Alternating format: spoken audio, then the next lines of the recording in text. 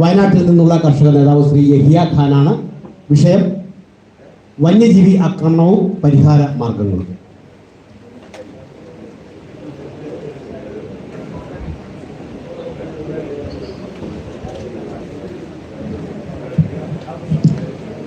ഏറ്റവും ബഹുമാനായ അധ്യക്ഷൻ, ഡയസിലുള്ള വിശിഷ്ട വ്യക്തിത്വങ്ങളെ, കർഷക നേതാക്കളെ, കേരളീയ ചരിത്രത്തിൽ ആദ്യമായിട്ടാണ് ഇങ്ങനെ ഒരു കർഷക ഉച്ചകോടി നടക്കുന്നത് എന്നുള്ളതിലും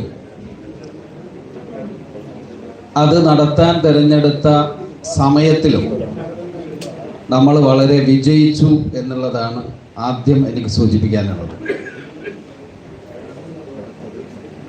രാജ്യത്തിൻ്റെ ലോക്സഭയിലേക്ക് തിരഞ്ഞെടുപ്പ് നടക്കുന്ന ഈ സമയത്ത്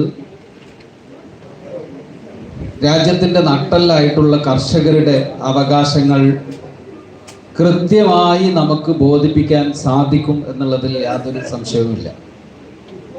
ഇവിടെ ഞാൻ അവതരിപ്പിക്കുന്നത് കേരളീയ സമൂഹം ഏറ്റവും ലൈവായി ചർച്ച ചെയ്തുകൊണ്ടിരിക്കുന്ന വന്യമൃഗ ആക്രമണങ്ങളെക്കുറിച്ചാണ്. വന്യമൃഗ ആക്രമണവുമായി ബന്ധപ്പെട്ട് ഒരു വാർത്തയെങ്കിലും ഇല്ലാത്ത ഒരു ദിവസവും ഉണ്ടാവാറില്ല. അത്രമാത്രം നമ്മുടെ രാജ്യത്ത് വന്യമൃഗ ആക്രമണം വർദ്ധിച്ചിട്ടുണ്ട്. ഒരു കാലത്ത് വനാതിർത്തികളിൽ ഉള്ള പ്രദേശങ്ങളിൽ മാത്രമാണ് വന്യജീവി ആക്രമണം ഉണ്ടായിരുന്നത് എങ്കിൽ ഇന്ന് വനത്തോട് യാതൊരു ബന്ധവുമില്ലാത്ത കിലോമീറ്ററുകൾക്കപ്പുറമുള്ള ഗ്രാമങ്ങളിലും പട്ടണങ്ങളിലുമൊക്കെ വനത്തിനകത്തുള്ള വന്യജീവികൾ വന്ന് ആക്രമണം നടത്തി മനുഷ്യരെ കൊന്ന്, വളർത്തുമൃഗങ്ങളെ കൊന്ന് കൃഷി നശിപ്പിച്ചു പോകുന്നത് നമ്മൾ കണ്ടുകൊണ്ടിരിക്കുക. പണ്ട് നമ്മൾ പറയുമായിരുന്നു വന്യജീവി ആക്രമണം നേരിടുന്ന 106 പഞ്ചായത്തുകൾ അല്ലെങ്കിൽ 50 ലക്ഷത്തിൽ താഴെ ജനങ്ങൾ എന്നായിരുന്നു പറയുക. ഇപ്പോഴങ്ങനെയല്ല. കേരളത്തിലെ 3.5 കോടി ജനങ്ങളെയും ബാധിക്കുന്ന രീതിയിലേക്ക് വന്യമൃഗ ആക്രമണത്തിൻ്റെ രീതി മാറിയിരിക്കുകയാണ്. അത്രയും വന്യമായ രീതിയിലേക്ക് അത് മാറിയിരിക്കുക. ഇവിടെ മുൻപ് ഉണ്ടായിരുന്ന ഒരു രീതി നമ്മൾ പറയും വന്യജീവി ആക്രമണം എന്ന്. എനിക്ക് തോന്നുന്നു വന്യജീവി വനം വകുപ്പ് ആക്രമണം എന്ന് ഈ ഒരു ക്യാപ്ഷൻ മാറ്റണം. വന്യജീവികളുടെ ആക്രമണത്തെക്കാൾ വലിയ ആക്രമണമാണ് വനം വകുപ്പ് ജീവനക്കാരുടെ ആക്രമണം. ഈ സമീപകാലത്ത് എൻ്റെ നാട്ടിൽ ഒരു പന്നി തട്ടിയിട്ട് ഒരു ഓട്ടോറിക്ഷ മറിയുകയും ആ ഓട്ടോറിക്ഷയിൽ ഉണ്ടായിരുന്ന 2.5 വയസ്സുള്ള കുട്ടി മരണപ്പെടുകയും ചെയ്തു വയനാട്ടിൽ. വനം വകുപ്പ് അശ്രദ്ധമായി വാഹനം ഓടിച്ചതിൻ്റെ പേരിൽ ഓട്ടോ ഡ്രൈവറുടെ പേരിൽ കേസെടുത്തു, ജയിലിലടച്ചു എന്നുള്ളതാണ് ചിത്രം. ഇവിടെ പന്നിയേക്കാളും വലിയ ആക്രമണം ആരാ നടത്തിയത്? ആ ഓട്ടോ ഡ്രൈവറാണ് നടത്തുന്നത്. ഇതാണ് നമ്മുടെ നാട്ടിലുള്ള ഒരു സ്ഥിതി. പലപ്പോഴും ഇപ്പൊ ഇന്നലെ എൻ്റെ വളരെ അടുത്താണ് ഈ ഗൂഡല്ലൂർ താലൂക്ക്. ഇന്നലെ അവിടെ ഓവാലി എന്ന് പറയുന്ന സ്ഥലത്ത് പെരിയ ചൂണ്ടി എന്ന് പറയുന്ന ഒരു ചെറിയ കവല, ഒരു പട്ടണം, ഒരു ടൗൺഷിപ്പാണ്. ഓവാലി പഞ്ചായത്തിന്റെ ആസ്ഥാനം നിൽക്കുന്ന പെരിയ ചൂണ്ടി ടൗണിൽ പട്ടാപകല് ആന വന്ന് ഒരാളെ എടുത്ത് ചുഴറ്റിയിട്ട് എറിഞ്ഞങ്ങ് കൊന്നു.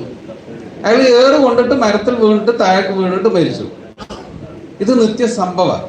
മുമ്പ് കൃഷിയിടത്തിലേക്കായിരുന്നു ഇത് വന്നിരുന്നെങ്കിൽ പിന്നീട് വീടുകളിലേക്ക് വന്നു. അജീഷിന്റെ വീട്ടിലേക്ക് ആന എങ്ങനെ കയറി എന്ന് ഞങ്ങളവിടെ പോയപ്പോൾ ഞെട്ടിപ്പോയതാ. ആനക്ക് കയറാൻ ഇത്ര സ്ഥലം മതിയോ എന്ന് നമുക്ക് തോന്നിപ്പോവും. ആ വീട്ടിന്റെ അകത്ത് അതിന്റെ പോർച്ചിൽ വെച്ചിട്ടാണ് അജീഷ് എന്ന് പറയുന്ന കർഷകനെ നിഷ്ഠൂരമായിട്ട് ആന ചവിട്ടി കൊന്ന് പക തീർത്തിട്ട് പോയത്. ഇതേപോലത്തെ സംഭവങ്ങൾ നമ്മുടെ നാട്ടിൽ നടക്കുമ്പോൾ ഇത് കണ്ടില്ലെന്ന് നടിക്കുന്ന ഒരു സംവിധാനത്തിലാണ് നമ്മൾ മുന്നോട്ട് പോകുന്നത്. ഇവിടെ ഞാൻ ഈ കാര്യങ്ങൾ അവതരിപ്പിച്ച് വായിച്ചു മാത്രം പോകാം തന്ന സമയത്തിൻ്റെ ഉള്ളിൽ. മനുഷ്യനും മൃഗങ്ങളും തമ്മിലുള്ള ബന്ധം നമുക്കറിയാം പ്രാചീന കാലം മുതലുള്ളതാണ്. അത് സൗഹാർദ്ദത്തിൽ പോരാട്ടത്തിൽ മുന്നോട്ട് പോയിരുന്നതാണ്. മനുഷ്യൻ വളർന്നു, ഒരുപാട് വളർന്നു. ജനസംഖ്യാനുപാതികമായിട്ടും ജനസംഖ്യാപരമായിട്ടും ബാക്കിയുള്ള കാര്യങ്ങളിലൊക്കെ മനുഷ്യന്റെ വളർച്ച ഉണ്ടായി. ആ വളർച്ച വിഭവങ്ങൾ മതിയാകാതെ വന്നപ്പോൾ നമ്മൾ എന്ത് ചെയ്തു? നമ്മൾ ഫാമിലി പ്ലാനിങ് കൊണ്ടുവന്നു. ആ ഫാമിലി പ്ലാനിങ് കൊണ്ടുവന്ന് മനുഷ്യന്റെ ജനസംഖ്യയെ നിയന്ത്രിക്കാൻ വേണ്ടിയിട്ടുള്ള ഏർപ്പാട് നമ്മൾ ചെയ്തു. എന്നാൽ മൃഗങ്ങളുടെ വളർച്ചക്ക് നിയന്ത്രിക്കാൻ നമ്മുടെ നാട്ടിൽ യാതൊരു നിയമവും ഇല്ല എന്നുള്ളതാണ്. ഒന്നാമതായിട്ട് വേണ്ട മനുഷ്യന്റെ ജനനം നിയന്ത്രിക്കുന്നതിന് നിയമം കൊണ്ടുവന്ന ഒരു സ്ഥലത്ത് വളരെ ഗുരുതരാവസ്ഥയിലേക്ക് വളർന്നു വരുന്ന ആനയുടെ വളർച്ചാ നിരക്ക് കേരളത്തിലെ 63% എന്ന് പറയുന്നത്. അത് ഇന്ത്യയുടെ ആവറേജുമായി തട്ടിച്ചു നോക്കുമ്പോൾ വലിയ വ്യത്യാസമുണ്ട്. ഇന്ത്യയിലെ ആവറേജ് വെറും 17%. ഇങ്ങനെ ക്രമാതീതമായി വളരുന്ന വന്യജീവികളെ നിയന്ത്രിക്കുന്നതിന് നമ്മുടെ നാട്ടിൽ യാതൊരു നിയമം ഇല്ല എന്നുള്ളതാണ്. ഒന്നാമതായി വേണ്ടത് നമ്മൾ ഈ വന്യജീവികളുടെ ഈ വേട്ടയാടലോ മറ്റുള്ള കാര്യങ്ങളോ വെച്ചുകൊണ്ട് അതിനെ നിയന്ത്രിക്കുക എന്നുള്ളത്, അതിൻ്റെ വർധനവ് നിയന്ത്രിക്കുക എന്നുള്ളത് വളരെ അനിവാര്യമായിട്ടുണ്ട്. അതിന് ലോകരാജ്യങ്ങളിൽ ഒരുപാട് മാതൃകകളുണ്ട്. അക്രമകാരികളായിട്ടുള്ളതും അല്ലെങ്കിൽ സമൂഹത്തിന് ബാധ്യതയാകുന്നതുമായിട്ടുള്ള എല്ലാ ജീവജാലങ്ങളെയും വികസിത രാജ്യങ്ങളിൽ നിയന്ത്രിക്കുന്നുണ്ട്. ഓസ്ട്രേലിയയുടെ ദേശീയ മൃഗമാണ് ഗംഗാരു. ആ ഗംഗാരുവിന്റെ എണ്ണം വളരെ വർദ്ധിക്കുകയും അവിടുത്തെ ജീവിത സാഹചര്യത്തിൽ അത് പ്രയാസം സൃഷ്ടിക്കുകയും ചെയ്തപ്പോൾ ഓസ്ട്രേലിയ ആ ഗംഗാരുക്കളെ നിയന്ത്രിക്കുകയും കൊന്നൊടുക്കുകയും അതിന്റെ മാംസം കഴിക്കുന്ന ആളുകൾക്ക് അത് വിതരണം ചെയ്യാനുള്ള സംവിധാനം ഉണ്ടാക്കി. സ്വിറ്റ്സർലാൻഡിൽ വളരെ വലിയ രീതിയിൽ ചെന്നായ്ക്കൾ വർദ്ധിച്ചു. അവിടുത്തെ വളർത്തു മൃഗങ്ങളെ ആക്രമിക്കുന്ന രീതിയിലേക്ക് വന്നപ്പോൾ അതിനെ കൊന്നൊടുക്കുന്നതിന് പ്രത്യേക നിയമം ഉണ്ടാക്കി അതിനെ കൊന്നൊടുക്കി. എല്ലാ നാടുകളിലും ഇതിനുള്ള പല സംവിധാനങ്ങളുമുണ്ട്. പക്ഷേ നമ്മുടെ നാട്ടിൽ അത്തരത്തിലുള്ള ഒരു നിയമം ഇല്ലാത്തത് വലിയ പ്രയാസമാണ് ഉണ്ടാക്കുന്നത്. വന്യജീവി ആക്രമണം നേരിട്ട് കഴിഞ്ഞിട്ടുണ്ടെങ്കിലും അതിന്റെ നഷ്ടപരിഹാരങ്ങളെ കുറിച്ചൊക്കെ പറയുക എന്ന് പറഞ്ഞാൽ ഞാൻ എൻ്റെ പ്രബന്ധത്തിൽ അതിന്റെ ഈ കഴിഞ്ഞ 5 വർഷം കൊടുത്ത നഷ്ടപരിഹാരത്തെ കുറിച്ച് അതിൽ പറഞ്ഞിട്ടുണ്ട്. അത് നമുക്ക് ആ ഗ്രൂപ്പിൽ കിട്ടും. നമ്മൾ വെച്ച് നോക്കുമ്പോൾ വളരെ ചെറിയ 105 ആളുകൾ മരിച്ചിട്ട് ഈ 2023-24 വന്യമൃഗാക്രമണത്തിൽ കേരളത്തിൽ 105 പേര് മരണപ്പെട്ടിട്ടുണ്ട്. ആകെ നമ്മൾ അവിടെ ചെലവാക്കിയിട്ടുള്ളത് വെറും 13 കോടി രൂപയുടെ താഴെ മാത്രമാണ് നഷ്ടപരിഹാരമായിട്ട് നമ്മൾ കണക്കാക്കുന്നത് നൽകിയിട്ടുള്ളത്. വളർത്തുമൃഗങ്ങളുടെ എണ്ണം 30,589 വളർത്തുമൃഗങ്ങൾ നഷ്ടപ്പെട്ടിട്ടുണ്ട്. അവിടെ നമ്മൾ ആകെ നഷ്ടപരിഹാരമായി കൊടുത്തിട്ടുള്ളത് 2,13,00,000 രൂപ മാത്രമാണ്. എത്ര ചെറിയ സംഖ്യ മാത്രമാണ് ഈ കാര്യത്തിൽ നമ്മൾ ചെലവഴിക്കുന്നത് എന്നുള്ളത് നമ്മൾ നോക്കുക. ഞാനതിൽ ചെറിയ കുറച്ച് നിർദ്ദേശങ്ങൾ കൂടി സൂചിപ്പിച്ചുകൊണ്ട് ഞാൻ അവസാനിപ്പിക്കാം. നമ്മുടെ നാട്ടിൽ പ്രണാർസൻ കമ്മിറ്റിയുടെ ഒരു നിർദ്ദേശത്തിൽ പറഞ്ഞിരുന്നു, വന്യജീവികൾ ഒരു സ്ഥലത്ത് കൂടുതലായിട്ടുണ്ടെങ്കിൽ ആ വന്യജീവികളെ നമുക്ക് എന്ത് ചെയ്യാം, ഇല്ലാത്ത സ്ഥലത്തേക്ക് കുടിയിരുത്തുകയോ നാട് കടത്തുകയോ ചെയ്യണം എന്നുള്ള ശുപാർശ ഉണ്ടായിരുന്നു. അങ്ങനെ നോക്കുകയാണെങ്കിൽ കേരളത്തിൽ നിന്ന് എത്ര ആനകൾ ഇപ്പോൾ നമുക്ക് കുടി കയറ്റാൻ വേണ്ടിയിട്ട് സാധിക്കും? വയനാട്ടിൽ എനിക്ക് തോന്നുന്നു നമ്മൾ പറയൽ പെരിയാർ റിസർവാണ് ഏറ്റവും വലിയ കടുവ സങ്കേതം കേരളത്തിലെന്ന്.